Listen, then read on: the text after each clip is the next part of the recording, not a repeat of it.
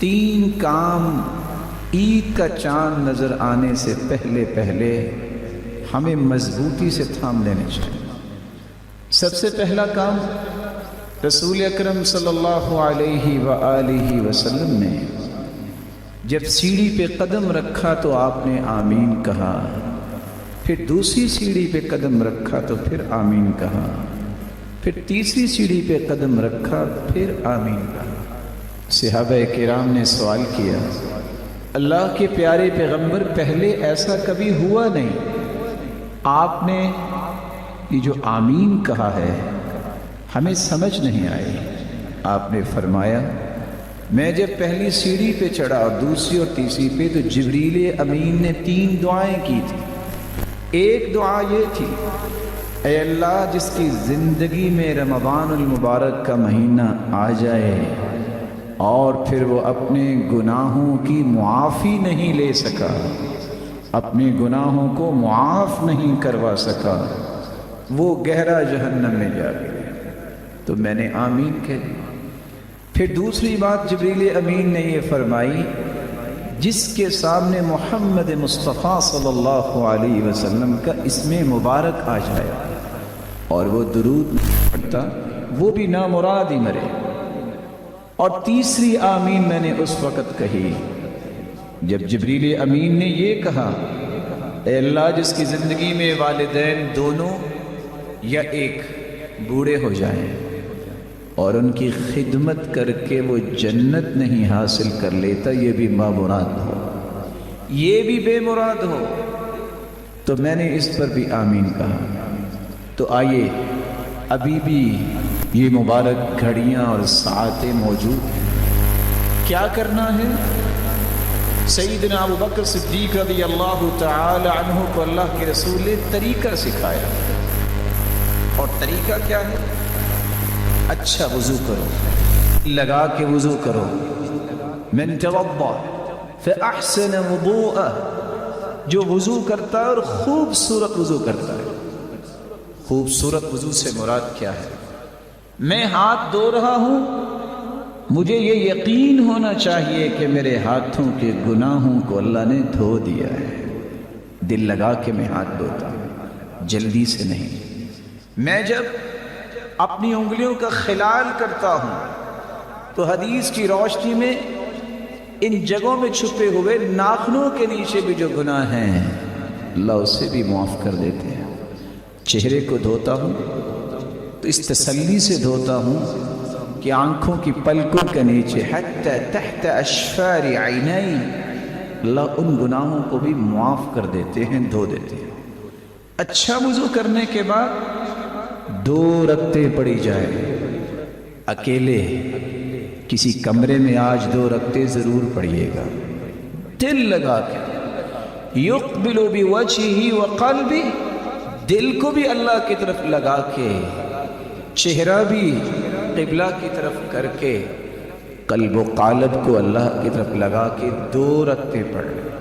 2 رکعتیں پڑھنے کے بعد لا يحدث فیہما نفسہ، ان 2 رکعتوں کو پڑھتے وقت دنیا کا کوئی خیال نہیں آنا چاہیے، کوئی اور دل میں بات نہ لائیے، سوچ کے پڑھنا میں اپنے رب سے کیا کہہ رہا ہوں، سوچ کے پڑھنا کہ سبحان ربی الاعلی اور سبحان ربی العظیم، میں کتنے عظیم اور بلند و بالا رب سے ہم کلام ہو رہا ہوں۔ 2 رکعتیں پڑھنے کے بعد ہاتھ اٹھائیے گا، سب سے پہلے اللہ کی تعریف کیجیے گا، پھر درود پڑھیے گا، پھر دل لگا کے اللہ سے دعا کیجیے گا، اور 2 مرتبہ یہ کلمات کہنا نہ بھولیے گا، رب اغفر لی، رب اغفر لی۔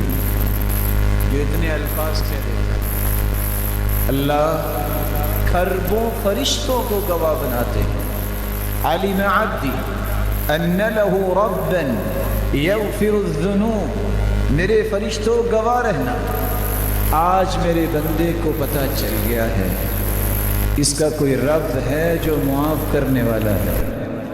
عبدی اعمل ما شئت فقد غفر لک، میرے بندے تو آ گیا، تو نے آج تک جتنے بھی گناہ کیے میں نے تجھے معاف کر دیے، فرشتوں گواہ بن جانا۔ اور دوسری روایت کے الفاظ ہے، جو اس طرح کی 2 رکعتیں پڑھ لیتا ہے وجبت لہ الجنہ، اللہ اس کے لیے جنت کو واجب کر دیتے ہیں۔ خوبصورت وضو کے ساتھ 2 رکعتیں پڑھیے گا، عید کا چاند نظر آنے سے پہلے لائق ست کریم بھائی اور بزرگوں یہ عمل ضرور کریں، تاکہ ان لوگوں کی صف میں اور آپ شامل ہو جائیں جن کو اللہ نے اس رمضان میں جہنم سے آزاد کر دیا۔ تو پہلا کام 2 رکعتیں پڑھ کے اپنے گناہوں کی معافی عید کا چاند نظر آنے سے پہلے ضرور لے لیجئے گا۔ دوسرا کام، رسول اکرم صلی اللہ علیہ وآلہ وسلم نے فرمایا انما الاعمال بالخواتیم، اعمال کی قبولیت کا دار و مدار نیتوں پر ہوتا ہے، نیت خالص ہو تو عمل قبول۔ اسی طرح انما الاعمال بالخواتیم، اعمال کی قبولیت کا دار و مدار خاتمے پر بھی ہوتا ہے۔ یہ باقی جتنے گھنٹے رہ گئے ہیں دوڑا دو اپنی سواریوں کو، کثرت سے قرآن پڑھو، کثرت سے دعا کرو، کثرت سے اذکار کرو، جب بھی موقع ملے اٹھ کے رکعتیں پڑھنا شروع کر دو۔ یہ موقع ہے، شاید کہ موقع یہ زندگی میں دوبارہ نہ مل سکے۔ کتنے ایسے تھے جو تمنا کرتے تھے رمضان کی، آج وہ مٹی کے نیچے چلے گئے، اور کتنے ہی ایسے ہوں گے جو یہ بات سن رہے ہیں، شاید ان کی زندگی میں آئندہ رمضان آئے کہ نہ آئے۔ غنیمت جانیے ان گھنٹوں کو، کم از کم 1 مرتبہ تو قرآن مکمل کریں، اور کوئی مشکل نہیں۔ اللہ عز و جلال ہمیں توفیق سے نوازے۔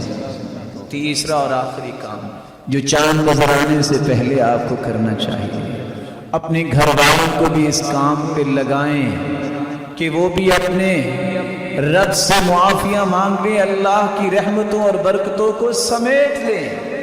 کس طرح صحابہ کرام رات کو چھینٹے لگاتے اپنے گھر والوں پہ، اٹھو اٹھو، اللہ کی رحمتیں تقسیم ہو رہی ہیں، برکتوں کا نزول ہو رہا ہے، اپنے گھر والوں کو مت بھولیے۔ میرے بھائیوں، لمبے سفر کرنے ہو تو بیگانوں کے ساتھ نہیں ہوتے۔ اگر چاہتے ہو اور سمجھتے ہو کہ میرے پیارے ہیں، اگر سمجھتے ہو کہ میرے بچے پیارے ہیں، تو ان کو بھی جنت میں ساتھ لے جانے کی پلاننگ کریں، ان کے ہاتھوں سے صدقہ کروائیں، خود بھی صدقہ کریں اللہ کو راضی کرنے کے لیے، اور رسول اللہ صلی اللہ علیہ وآلہ وسلم کی سنت کو زندہ کرتے ہوئے آپ اس قدر سخاوت کرتے کہ ریح المرسلہ، جس طرح تند و تیز ہوائیں ہوتی ہیں، اس طرح صدقہ کیا کرتے رمضان میں۔ اور کچھ لوگوں کا کہنا ہے کہ میں کسی کو دکھا کے نہیں کروں گا، کوئی بات نہیں، جس طرح چھپا کے صدقہ کرنا افضل ہے، بعض دفعہ لوگوں کے سامنے صدقہ کرنا بھی افضل ہوتا ہے، جس کو دیکھ کے دوسرے صدقہ کریں۔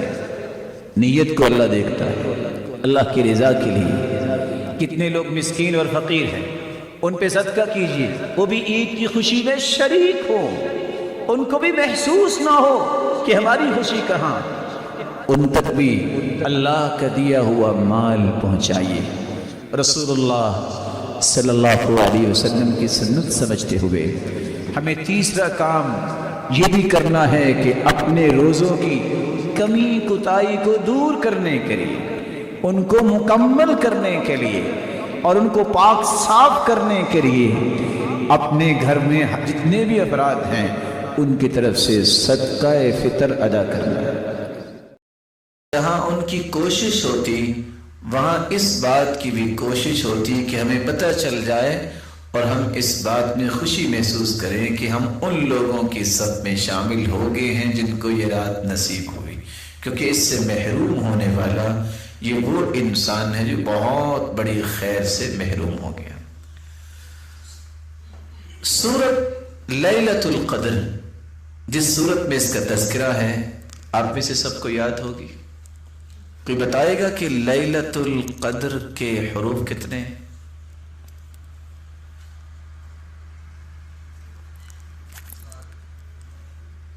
پھر دیکھ لیجئے،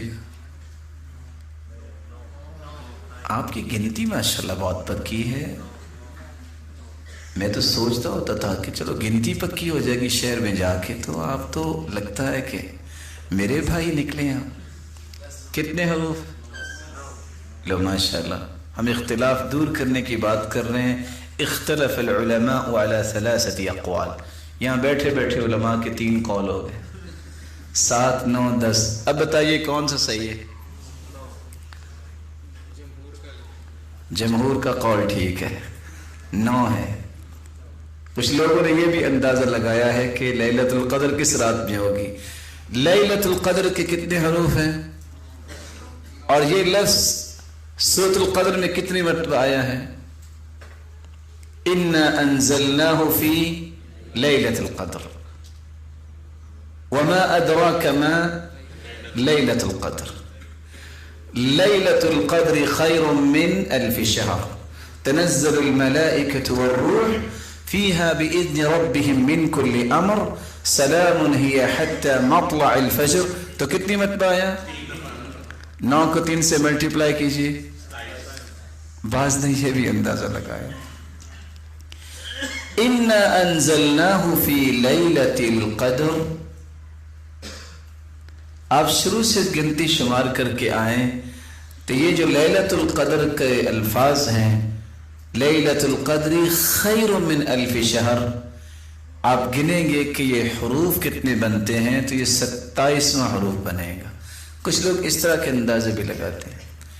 ان سارے اقوال کو پیش کرنے کے بعد حقیقت کیا ہے؟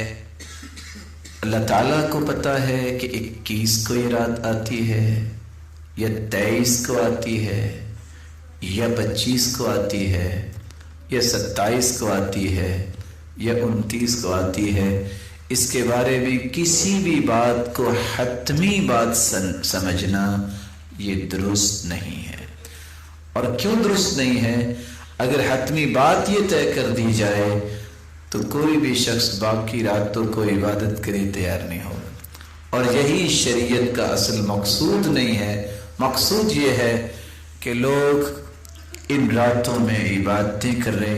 اس لیے امام بخاری کی صحیح بخاری کی شرح لکھنے والے ابن حجر اسقلانی رحمۃ اللہ علیہ بیان کرتے ہیں، فی هذه الترجمہ باب تحری لیلۃ القدر، لیلۃ القدر کو تلاش کرنے کے باب میں، اس ترجمے میں، اس باب میں اشارہ ہے الی رجحان کون لیلۃ القدر منحصر فی رمضان ثم فی العشر الاخیر منہ ثم فی اوتارہ لا فی لیلۃ منہ بعینها۔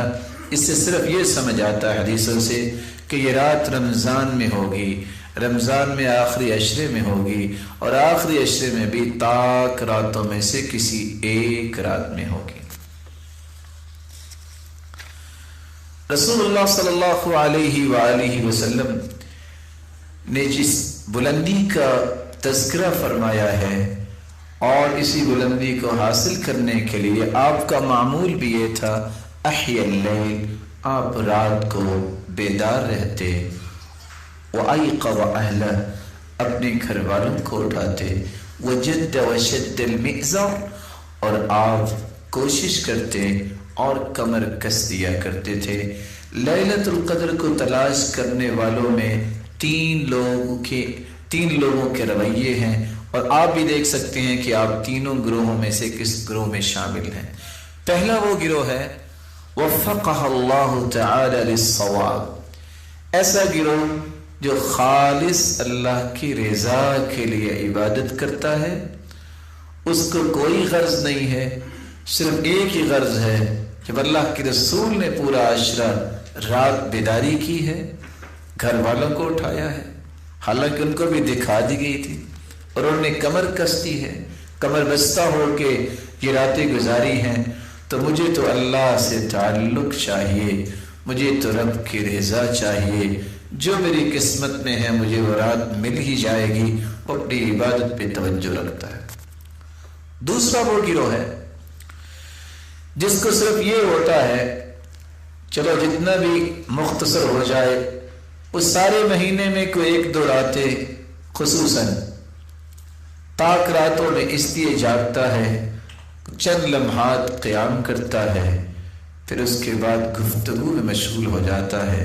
اور بعض تو ایسے لوگ ہیں جو ان مبارک راتوں میں بھی اپنے شوق پورے کرنے سے باز نہیں آتے۔ کہیں دف چل رہی ہے، نام بھی اسلام کا لیتے ہیں اور اس طرح کی مجالس برپا کی جاتی ہیں۔ یہ وہ گروہ ہے جو بہت ساری خیر سے محروم ہے۔ اور تیسرا وہ گروہ ہے جن کو قرآن رمضان کی قدر کا ہی علم نہیں، اس کا سال سارے کا سارا ایک جیسا ہوتا ہے، نہ اس کے سامنے کو رمضان کی عظمت ہے، نہ اس کے سامنے جو ہے وہ لیلۃ القدر کی عظمت ہے۔ وہ زیادہ سے زیادہ چھپ کے کھانے میں بھی گریز نہیں کرتا، لوگوں کو کہتا ہے میں نے روزہ رکھا ہے۔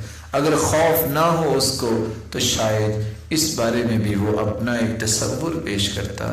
ایسے لوگوں کے بارے میں ہدایت کی دعا بھی کرنی چاہیے۔ اور عمر رضی اللہ تعالیٰ عنہ تو مارا کرتے تھے کوڑے جو روزہ نہیں رکھتا تھا، اور بچوں کو بھی روزہ رکھوایا کرتے تھے۔ تو اللہ حضر جلال ہمیں ایسے لوگوں کی سب میں شامل فرمائے جو رب تعالیٰ کے قرب کی خواہش رکھتے ہیں۔ لیلۃ القدر کی تلاش میں ہمیں کام کیا کرنے ہیں؟ لیلۃ القدر کی تلاش جن کو ہوتی ہے ان کا سب سے پہلا رویہ یہ ہے کہ اس رات کو تلاش کرنا ہے تو تازہ دم ہو کے اور دل کی اتھا گہرائیوں سے یہ خواہش دے کے کہ میں نے اللہ کے قریب ہونا ہے۔ اس لیے ابن جریر کہتے ہیں كانوا يستحبون ان يغتسلوا كل ليلة من ليالي العشر الاواخر۔ سلف صالحین آخری 10 راتوں میں ہر رات مغرب کے بعد غسل کرتے کہ تازہ دم رہیں، اور اپنے آپ کو پاک صاف اس لیے کرتے اور اس لیے غسل کرتے کہ نیند کا غلبہ نہ ہو۔ اور امام نخعی ابراہیم النخعی رحمہ اللہ یغتسل فی العشر کل لیلہ، ہر رات ان کا یہی معمول تھا۔ ومنهم من كان يغتسل ويتطيب في الليالي التي تكون أرجى الليلة، فأمر زر بن حبيش بالاغتسال ليلة 27 من رمضان۔ اور کتنے ایسے تھے جو طاق راتوں میں ضرور غسل کیا کرتے۔ تو سب سے پہلا کام وہ لوگ غسل کرتے، واغتسل وتطيب، لا الہ الا اللہ وحدہ لا شریک لہ،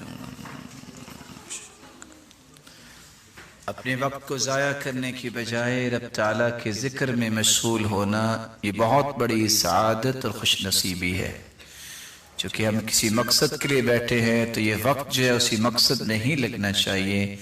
استغفر اللہ، لا الہ الا اللہ، لا حول ولا قوة الا باللہ، حسبی اللہ، یا حی یا قیوم برحمتک استغیث۔ یہ مختلف اذکار ہماری زبان پہ جاری رہنے چاہیے۔ اللہ تعالیٰ نے جو لکھا ہے وہی کچھ ہوگا، اور اللہ تعالیٰ نیتوں کو جانتے ہیں کہ یہ وقت پورا کرنے کا وقت ہے، یا کہ اسی طرح ذکر و اذکار سے بھی وہی درجات انشاءاللہ ملیں گے۔ جو سیکھنے کے لیے آئے ہیں اللہ تعالیٰ ان کو محروم نہیں کریں گے، اور اس کا فیصلہ یہ ہے ان اللہ قد اوقع اجرہ علی قدر نیتی، اللہ تعالیٰ نیت کے مطابق ہی فیصلے کرتے ہیں۔ صحابہ جب گئے تھے عمرہ کرنے، صلح حدیبیہ کے موقع پہ واپس بھی آ گئے، لیکن ان کا عمرہ کنسیڈر کیا گیا۔ اس لیے جب انسان نیت کر لیتا ہے تو اس کے مطابق اسے اجر مل جاتا ہے۔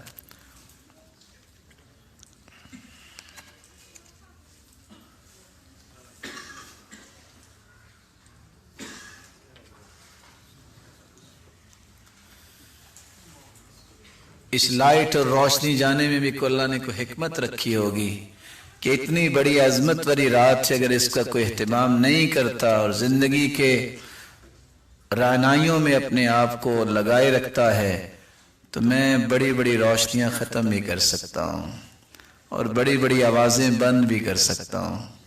یہ اس کے فیصلے ہیں اور سمجھانا چاہتے ہیں۔ اللہ تعالیٰ ہمیں اپنے ساتھ جوڑے رکھے اور قیامت کو بھی اپنے دیدار کا مستحق بنائے۔ یہ 2 سوال ہیں، میں چاہوں گا کہ ذرا ان کی طرف توجہ ہو جائے۔ بے اولاد کے لیے کوئی وظیفہ कुरान मजीद का दिया हुआ वजीफा सबसे कीमती है। क़ुल्तु इस्तग़फ़िरू रब्बकुम इन्नहु कान गफ़्फ़ारा युरसिलिस समाअ अलैकुम मिदरारा व युमदिदकुम बिअमवालिन व बनीन। कसरत इस्तिग़फ़ार, इससे रब ताला औलाद से नवाजते हैं। सुबह शाम पढ़िए अस्तग़फ़िरुल्लाह कसरत से। अस्तग़फ़िरुल्लाह अल्लज़ी ला इलाहा इल्ला हुवल हय्युल क़य्यूम व अतूबु इलैहि। अस्तग़फ़िरुल्लाह रब्बी मिन कुल्लि ज़ंबिन व अतूबु इलैहि। रब्बिग़फ़िर वरहम व तुब अलैया इन्नका अंतत तव्वाबुर रहीम। अल्लाहुम्मा अंत रब्बी ला इलाहा इल्ला अंत खलक़तनी व अना अब्दुक व अना अला अहदिक व वादिक मस्ततअत अऊज़ु बिका मिन शर्रि मा सनअत अबूअ लक बिनिअमतिक अलैया व अबूअ बिज़ंबी फ़ग़फ़िर ली फ़इन्नहु ला यग़फ़िरु ज़ुनूब इल्ला अंत। ये 5 किस्म के इस्तिग़फ़ार हैं। इनमें से जो आसान लगे आप उसको पढ़ सकते हैं। दूसरा सवाल ये है,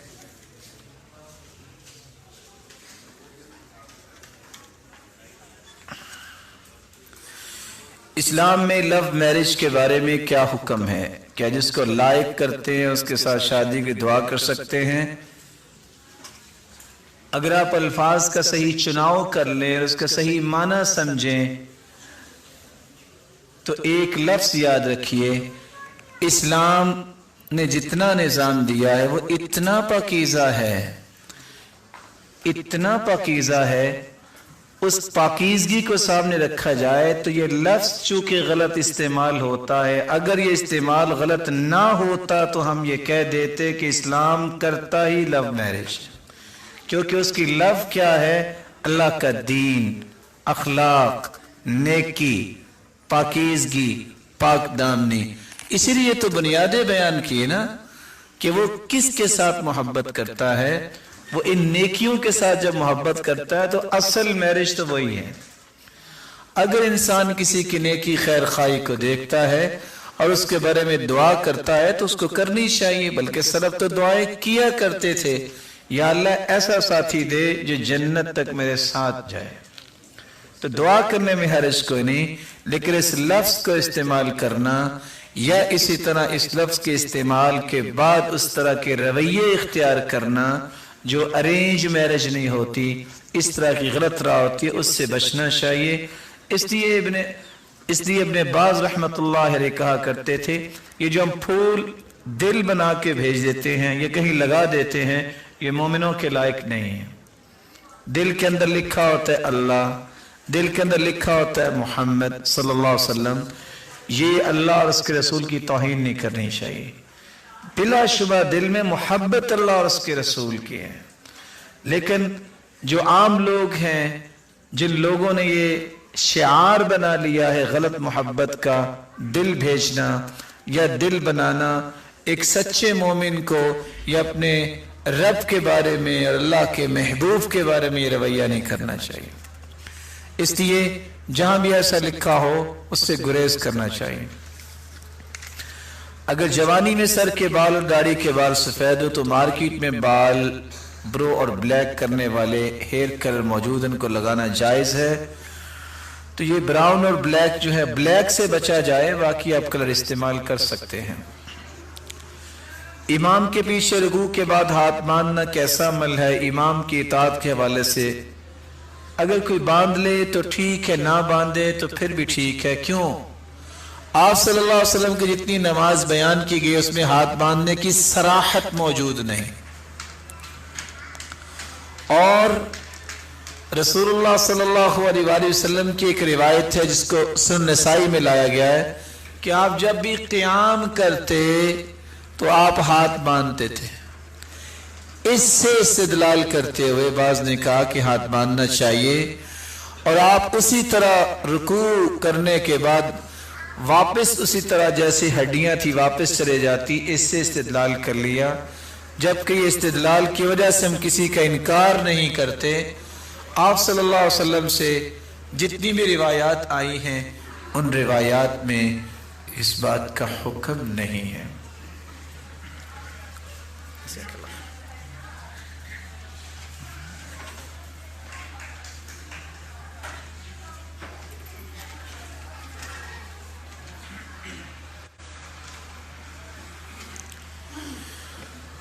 بات یہ کر رہے تھے کہ اگر لیلۃ القدر انسان کو نصیب ہو، اس کی تلاش میں ہمیں کام کیا کرنے چاہیے؟ میں گنتی کے 5 منٹ میں انشاءاللہ اس کو مکمل کرتا ہوں۔ سب سے پہلا کام، سلف صالحین غسل کا اہتمام کیا کرتے ہیں۔ آج یہ بھی رویہ آپ کو دیکھنے کو ملے گا، جس نے اعتکاف بیٹھنا ہوتا ہے کہتے ہیں یہ غسل نہیں کرے گا، اور یہ رویہ درست نہیں ہے۔ پاکیزہ انسان کو رہنا چاہیے۔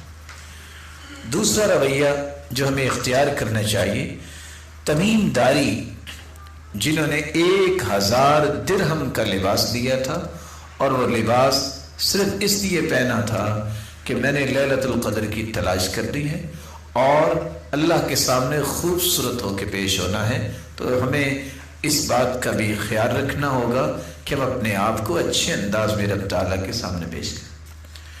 تیسری بات جو اس رات ہونی چاہیے، قرآن مجید کی تلاوت قیام کی شکل میں بھی، جس کو تراویح اور قیام کہتے ہیں، تہجد کی شکل میں بھی، اور تینوں نام ایک ہی چیز کے نام ہیں، اور بیٹھ کے بھی انسان کو پڑھنا چاہیے۔ اور سلف کا رویہ یہ ہے، مصنف عبد الرزاق کی روایت ہے 5955 ابراہیم النخعی کے بارے میں، انہ کان یقرأ القرآن فی رمضان فی کل 3، ہر 3 دن میں وہ رمضان کے اندر قرآن ختم کرتے۔ فَإِذَا دَخَلَتِ الْعَشْرُ، جب آخری عشرہ شروع ہوتا، قَرَأَهُ فِي لَيْلَتَيْن، تو 2 راتوں میں قرآن ختم کرتے۔ وَاغْتَسَلَ فِي كُلِّ لَيْلَةٍ، اور ہر رات غسل کیا کرتے۔ چوتھا کام جو ہمیں کرنا چاہیے وہ ہے ذکر اور دعا۔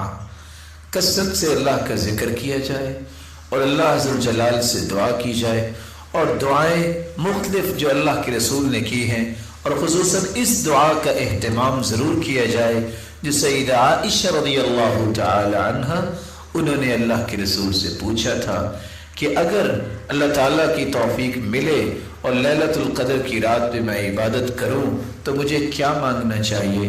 تو اللہ کے رسول نے رہنمائی دی تھی، وہ دعا سکھائی تھی جو ہر مسلمان کو یاد ہونی چاہیے، اور مجھے امید ہے کہ آپ سب کو یاد ہوگی۔ اللہم انک عفو تحب العفو فاعف عنی، اے اللہ تو معاف کرنے والا ہے، تو معافی کو پسند کرتا ہے، تو مجھے بھی معاف فرما دے۔ اس حدیث کے اندر بہت سے راز ہیں۔ سیدہ عائشہ رضی اللہ تعالی عنہ کی انتہا درجے کی حرص دیکھیے کہ وہ ہر وقت وہ بات پوچھتی جس سے امت کو نفع مل جائے۔ اور اس حدیث کے اندر عفو کا جو سوال ہے، فاعف عنی، یہ یہاں ہی کیوں ہے؟ باوجود اس کے کہ ہمیں معافات اور معافی کا تو ہر وقت جو ہے ہمیں ضرورت ہے، اس رات کیوں؟ کیونکہ اللہ عز و جلال کے پیغمبر نے بار بار اپنے چچا سے کہا تھا، سل اللہ العفو والعافیہ، چچا زیادہ سے زیادہ معافی اللہ سے مانگا کریں۔ ابن القیم فرماتے ہیں اس رات میں اس کا کیوں اللہ کے رسول نے توجہ دلائی؟ انسان جتنے بھی انعامات زندگی میں حاصل کرتا ہے وہ اللہ کی توفیق سے حاصل کرتا ہے۔ سارا رمضان وہ محنت کرتا ہے، لیکن اچھے لوگوں کی یہی عادت ہوتی ہے، پھر بھی وہ کہتے ہیں یا اللہ اگر کوئی کمی کوتاہی رہ گئی ہے تو معاف کر دے۔ اور یہی اصل عبودیت ہے کہ انسان تقصیر کا اعتراف کرے کہ اللہ مجھ میں بہت ساری کمی ہے۔ ساری زندگی فرشتے عبادت ہی کرتے ہیں، کوئی رکوع میں پڑا ہے، کوئی سجدے میں ہے، اور حدیث تو یہ کہتی ہے کہ آسمانوں میں 4 انگلیوں کی جگہ خالی نہیں ہے، کوئی رکوع میں ہے، کوئی قیام میں ہے، کوئی سجدے میں ہے، لیکن قیامت کے دن فرشتے بھی کہیں گے ما عبدناک حق عبادتک، اللہ ہم تیری عبادت کا حق ادا نہیں کر سکے۔ تو حق یہی بنتا ہے کہ آخری عشرے میں کثرت سے یہی دعا کی جائے۔ اس میں ایک ادب بھی سکھایا گیا ہے، جب تک کسی دعا میں اللہ کی تعریف نہ کی جائے، درود نہ پڑھا جائے، تو یہ دعا قبول نہیں ہوتی۔ درود نہ پڑھا جائے آسمان تک دعا پہنچتی نہیں ہے۔ تو اس میں دیکھیے پہلے اللہ کی تعریف ہے، اللہم انک عفو تحب العفو فاعف عنی۔ تو اس لیے اللہ کے رسول صلی اللہ علیہ وآلہ وسلم نے یہ سکھائی، اس میں تعریف بھی ہے اور اللہ کے ساتھ حسن ظن بھی ہے۔ اللہ تو معاف کرنے والا ہے، حسن ظن پیدا ہو رہا ہے، اس لیے تو مجھے بھی معاف کر دے۔ اور انسان کی تو ہر وقت ضرورت ہوتی ہے کہ اللہ تعالیٰ اسے معاف کر دے۔ نوافل اور قیام اس کا بھی اہتمام ہو اور صدقے کا بھی اہتمام کرنا چاہیے۔ اور آخری بات، کون سے ایسے اعمال ہیں کہ میں لیلۃ القدر کے برابر اجر لے سکتا ہوں؟ ایک عمل ہم نے پچھلی مجلس میں بھی بیان کیا، عبداللہ ابن مسعود رضی اللہ تعالیٰ عنہ کی روایت، بلکہ 4 روایتیں پیش کی تھی۔ من صلی 4 بعد العشاء لا يفصل بينهن بتسلیم عدلن بمثلهن فی لیلۃ القدر، جو عشاء کی نماز کے بعد 4 رکعتیں اکٹھی پڑھتا ہے، 2 کے بعد سلام نہیں پھیرتا، اللہ تعالیٰ ان 4 رکعتوں کا اجر اسے لیلۃ القدر کی 4 رکعتوں کے برابر عطا کریں۔ دوسرا عمل عبداللہ ابن عمر سے روایت ہے، اور یہ روایت سے صحیحہ کی ہے، 2811 الا انبئکم بلیلۃ افضل من لیلۃ القدر، اللہ کے رسول نے فرمایا کہ میں تمہیں لیلۃ القدر سے بھی افضل رات نہ بتاؤں؟ حارس الحرس فی ارض خوف لعلہ الا یرجع الی اہلی، ایسا انسان جو مسلمان ہے، جو اس بات پہ اپنے آپ کو لگا دیا اس نے کہ میں حفاظت کے لیے رات گزاروں گا، اور اس کے دل میں ہے نہ جانے میں گھر واپس آؤں کہ نہ آؤں، سرحدوں پہ پہرا دے رہا ہے۔ اس روایت کو دیکھتے ہوئے میں کہنا چاہوں گا کہ کتنے خوش نصیب ہیں وہ لوگ جو آج اس ذمہ داری کو نبھاتے ہیں، فوج کے لوگ جن کو اللہ نے ایمان دیا، جن کو اللہ نے کتنا تقوی دیا، اور اللہ عز و جلال ان کا اعتماد ہے، نماز پڑھنے والے، وہ زکوٰۃ دینے والے، وہ روزے رکھنے والے، کچھ پتہ نہیں گھر واپس آنا ہے کہ نہیں، پھر بھی وہ سرحدوں پہ پہرا دیتے ہیں۔ ایسا انسان کی رات جو ہے وہ لیلۃ القدر سے افضل ہے، لیکن اس کے لیے شروط وہی ہیں جو رسول اللہ صلی اللہ علیہ وسلم نے بیان کی۔ تیسری بات جو سیدنا ابو ہریرہ رضی اللہ تعالی عنہ کی آپ نے پچھلی مجلس میں بھی سنی، اور جو روایت بھی سلسلہ صحیحہ کی ہے 168، کہ جب وہ رباط کر رہے تھے۔ رباط کیا ہے؟ کہ دشمن کی چال سے بچنے کے لیے یا اس کی شرارت سے بچنے کے لیے پہرا دینا۔ لوگ ساحل کی طرف بھاگے کہ کہیں دشمن نہ آ گیا ہو، لیکن بعد میں کہا گیا کہ خیر کی بات ہے، سیدنا ابو ہریرہ وہاں رک گئے، سب لوگ واپس آ گئے۔ پوچھا آپ کیوں رکے ہیں؟ کہا اللہ کے رسول نے فرمایا تھا کہ جو بندہ ایک